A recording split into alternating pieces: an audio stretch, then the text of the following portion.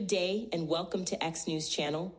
I'm Stephanie Anamu, bringing you today's top story from Nigeria. President Bola Ahmed Tinubu commemorated his administration's second anniversary today with a detailed reflection on his economic reforms, touting progress while facing sharp criticism from Nigerians grappling with heightened hardship.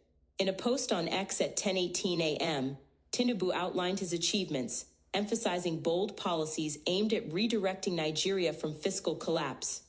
But the public response has been overwhelmingly critical, highlighting a stark disconnect between the government's narrative and the lived reality of citizens. Tinubu's administration, which began on May 29, 2023, has focused on transformative economic measures.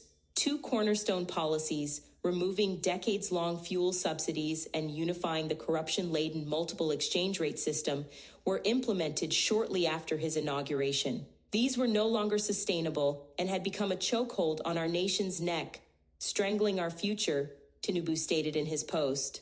He argued that the alternative to these reforms was a fiscal crisis, with runaway inflation, external debt default, and an economy in freefall. The results, according to the president, show signs of stabilization. The fiscal deficit narrowed from 5.4% of GDP in 2023 to 3% in 2024, while net external reserves grew from $4 billion in 2023 to over $23 billion by the end of 2024. Oil and gas sector investments surged, with rig counts up by over 400% and $8 billion in new commitments. The tax-to-GDP ratio rose from 10% to 13.5% in a year, and exemptions on food, education, and healthcare aim to protect low-income households. Tinubu also highlighted the discontinuation of Ways and Means financing and the Nigerian National Petroleum Corporation's NNPC shift to a net contributor to the Federation account, thanks to the removal of fuel subsidies. However, these reforms have come at a steep cost for ordinary Nigerians. The removal of fuel subsidies, which previously cost the government $10 billion annually, has driven petrol prices above 1,000 naira per liter, tripling transportation costs and exacerbating inflation. A 2024 study from The Conversation suggested a gradual phase-out of subsidies to mitigate inflationary shocks, a recommendation Tinubu's abrupt policy sidestepped. The World Bank has reported that these reforms, while fiscally necessary, have pushed Nigeria to the top of global rankings for extreme poverty, with millions more Nigerians falling below the poverty line since 2023. Replies to Tinubu's X post reflect this frustration, with users like Okestalef stating, "Inflation may be easing on paper, but the prices in our markets tell a different story. Everything is out of reach."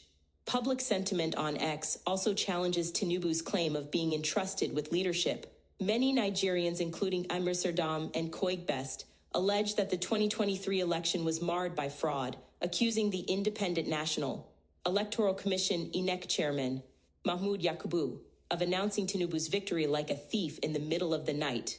The hashtag OTP one-term president has gained traction, with users predicting Tinubu's ouster in 2027. Trigatista shared an image criticizing Tinubu's policies while promoting opposition leader Peter Obi, stating, "Obi will not embark on VP House with billions, but Tinubu is a big no because he has failed." Beyond economic reforms, Tinubu's post highlighted cultural initiatives like the upcoming Motherland Festival 2025, set for December 15 to 21 in Lagos and Abuja. The festival aims to position Nigeria as a global tourist destination, fostering diaspora engagement and showcasing the nation's heritage.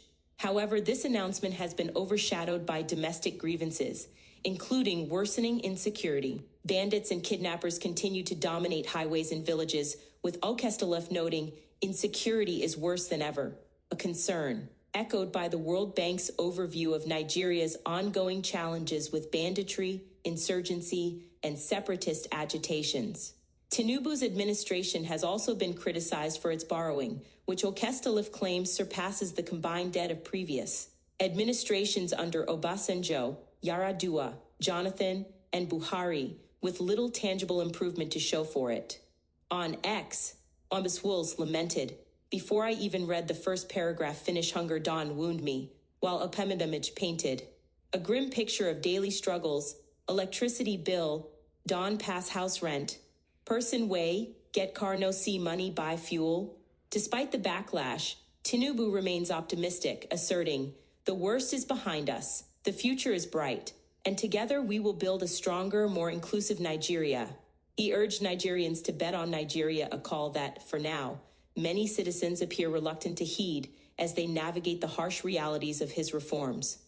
As Tinubu's tenure progresses, the challenge will be balancing long-term economic restructuring with immediate relief for a population on the brink. That's it for now on X News Channel. Stay tuned for more updates and thank you for watching.